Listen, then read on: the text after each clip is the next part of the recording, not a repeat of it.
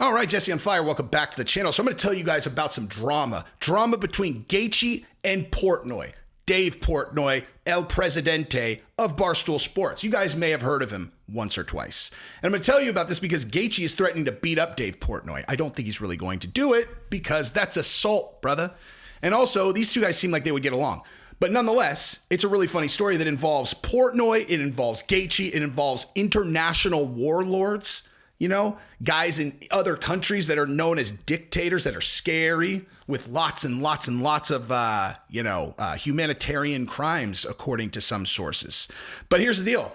I'm going to tell a really calm and really well thought out two-sided story because A, I would love to work with Barstool. You heard that right, Portnoy. I want to work with you. So I'm obviously not going to break your balls. I actually really don't think that you did anything wrong. And also, Gaethje, I love Gaethje. And I also am super scared of Gabrieelle'S. So, there's that. But I'm going to tell this story anyway because it's funny and that's how it's going to go. But I do want to work with Barstool.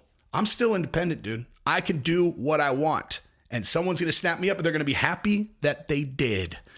Anyway, but before we get into this, I wanted to thank Yo Kratom, the sponsor for this channel, because they are amazing. If you're a Kratom user, Yo Kratom is the best place to get your Kratom because you get $60 kilograms. It is the cheapest Kratom on the interweb, and it's just as good as anywhere else. I'm not going to tell you it's better because it's not. It's just really good, and it's really good just like everyone else. It's what I take, okay? I take Yo Kratom's Kratom. They got all the strains, $60 kilograms. Give them a look. YOKRATOM.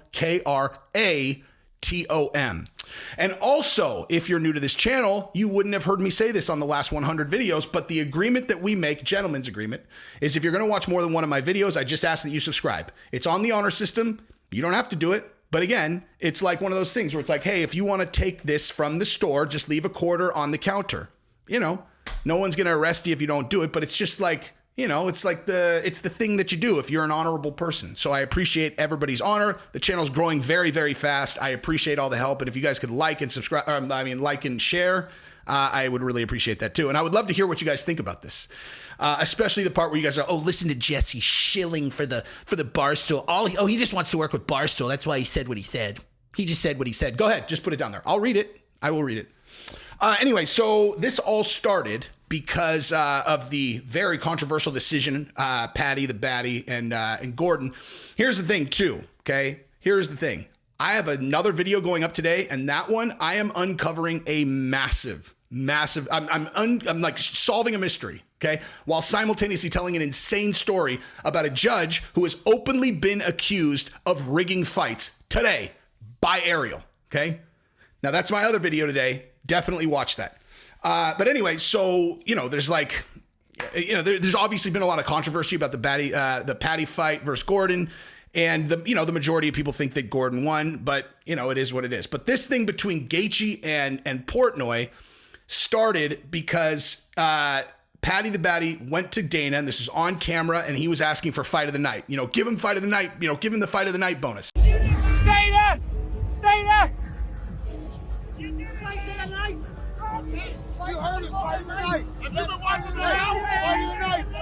This tweet from Justin Gaethje started everything. Dave Portnoy would respond to Justin Gaethje by saying, "People are telling me Justin Gaethje was recently seen hanging out with a warlord accused of brutal crimes against humanity. So it's hypocritical for him to say we look bad for supporting Paddy when he supports a warlord. I'm gonna take the high road and not mention it." Justin Gaethje responded by saying, "That's an outright lie and slander, hashtag Dave's a bitch." He also said, "Never met the guy, go f yourself." A fan would respond to Justin Gaethje with this picture, and Gaethje would simply respond with, "That was fun." Now you would think it would end here, but it didn't. Dave Portnoy would respond to Justin Gaethje by saying, "I said people are saying it. I intentionally didn't say it. I took the high road, but the entire internet/world are saying it. I won't post where I saw it." In a now deleted tweet, Justin Gaethje responded with this, "I might take the high road when I see you at one of these events." And Dave Portnoy would simply respond with, "Get in line." Okay, now here's something I want to say about this in advance, both Portnoy and Paddy, okay? So I remember when the Dallas Cowboy Stadium got built, right? And there was an interview with Jerry Jones, and they asked him something, I can't remember what it was, but it was about getting the funding, the capital to build the stadium. And he goes, listen, if there's any advice that I can give people out there, it's always ask for the money. And I will never forget that, dude. Never. Because that is what you need to do, okay? Now, you might look at my channel and look at my subscriber base and then compare it to, I don't know, other channels of similar size and go, man, Jesse grows faster than them. I don't even really think his content's better. I would have no pushback on that. Actually, I would, because my content's the best. But nonetheless, and you want to know why? It's because I always ask for the subscription every time. And I make a gentleman's agreement. It's like, look, man, I work really hard. I would be, appreciative if you, live up to this gentleman's agreement. If you're going to watch a bunch of my stuff, it's free.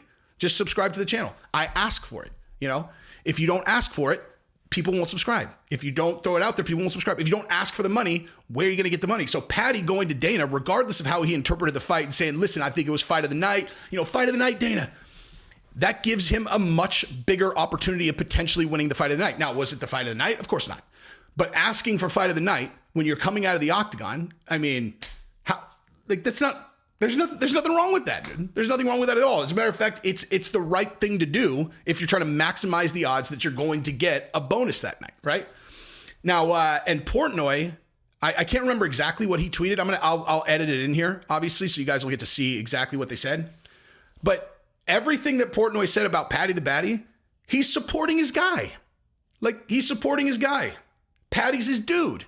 Paddy is with Barstool. Dave is the presidente of Barstool. He's just got his guys back, You think that Portnoy is supposed to be upset that the decision went to Paddy? It's ridiculous. Of course he's supporting his guy. And here's the other thing. The fighters aren't the judges. The fighters aren't the judges. This is one thing I never understand, right?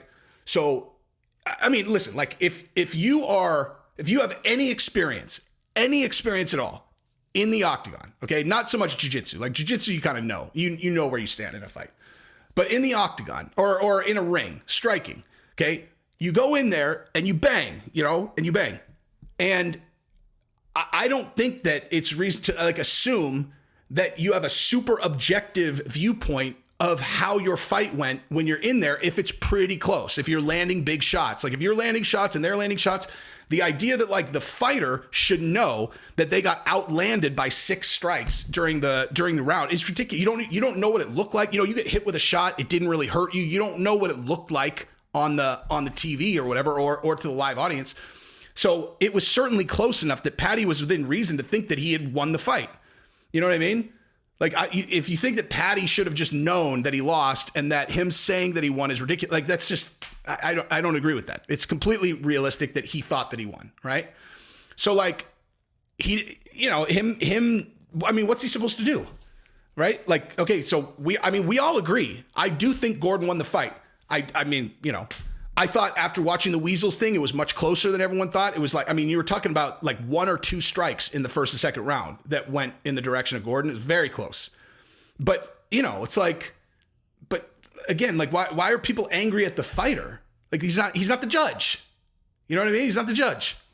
So, Dave Portnoy having his back, there's nothing wrong with that. But Gaethje was pissed at Portnoy and he says, this is a bad look for Barstool. It's a bad look for, Dave Portnoy, yada, yada, yada, asking for fight of the night, and he clearly lost or whatever. And Portnoy is like, okay, well, this is coming from someone who's been hanging out with warlords who have been accused of humanitarian or crimes against humanity. So, maybe keep it to yourself. I'm not going to say anything about what I heard, but, maybe I heard that along those lines. And Gaethje said that's slanderous and it's a lie. And Portnoy posted a picture. Again, I'm not certain about this. I know that there was a trip to Chechnya that I knew that Kamaru and some other guys went on. I didn't know that Gaethje was. I heard about this internally from one of my buddies. I didn't know Gaethje was there. I don't even know if that's the trip we're talking about. I'm sure it seems extraordinarily likely that's what we're talking about. And then so he showed a picture of Gaethje at a shooting range, and I'm pretty sure that it was in Chechnya with Gadirov. Okay, so the implication being that Gadirov is the warlord that has crimes against humanity. So here's the thing about that. Gadirov scares the shit out of me, man. you know? Like, I basically do every video assuming that everyone involved is going to see it now. You know, like, I'm just like, look, I'm just assuming that they're going to see it. There are people that I don't really give a fuck, right? It's like, oh, yeah, you're going to see that? Oh, you're going to get upset? Like, as an example, in the video that I'm going to do after this about the judge, I don't give a fuck if he sees it, dude. I'm going to say some things that he's probably not going to like a lot. I don't give a fuck, right? But Gabriella's, you know, he's a scary ass dude, man. And I realize he's in Chechnya, and it's unlikely that I would ever be in the same room as him ever. But here's the thing.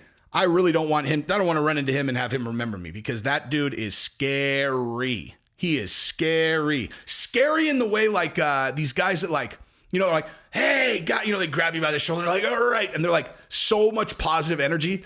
You know, like, you know, he hugs his guys, he tackles them. He's like, I love you fucking guys, man. I love you guys. You want a Mercedes? You want a Mercedes? And you're like, yeah, I love this guy. And then they bring in some guy. He's all, hey, this cook stole a fork. He's all, he stole a fork. They're all, yeah. He's all, okay. Take him in the back and remove his limbs like he's an insect. You're like, what? He's all, like an insect. I would like to hear him scream, please. I want to hear him scream like an insect. Scary, dude. That's a scary ass dude. But, you know, if I mean, I don't have any problem with people going and, like, hanging out. Obviously, I would go. Assuming that I was with someone that I trusted who told me it was safe, I would go. But yeah, so he said that. And then Gaethje said something about next time I see you, it's on, dog. Next time I see you, it's on.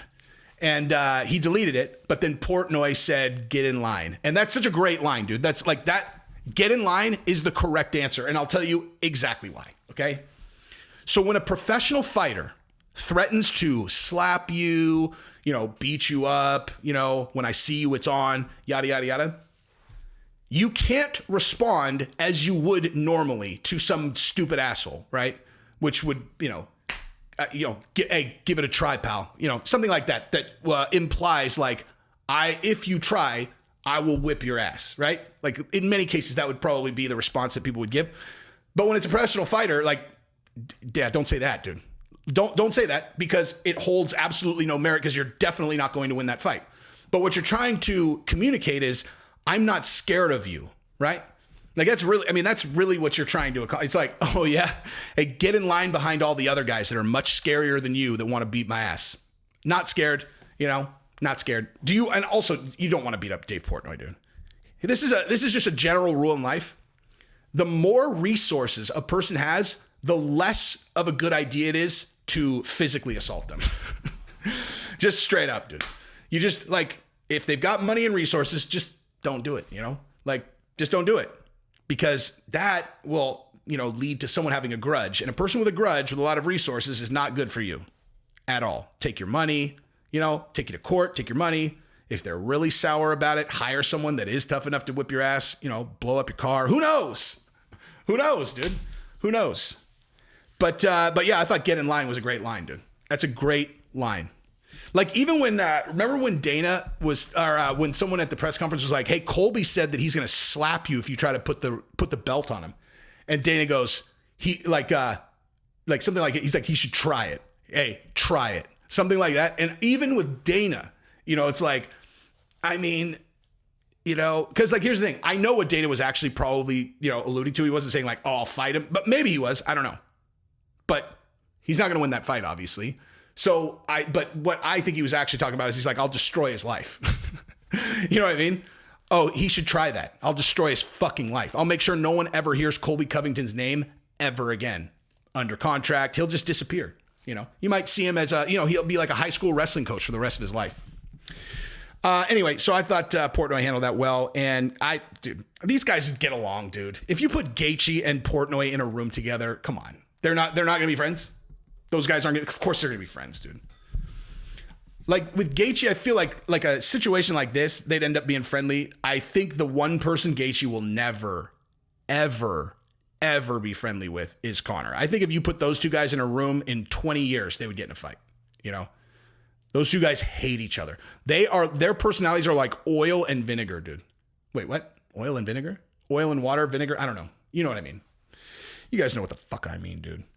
Anyway, that's what I've got. So go ahead and subscribe to the channel and ring the bell. I love you guys. Peace.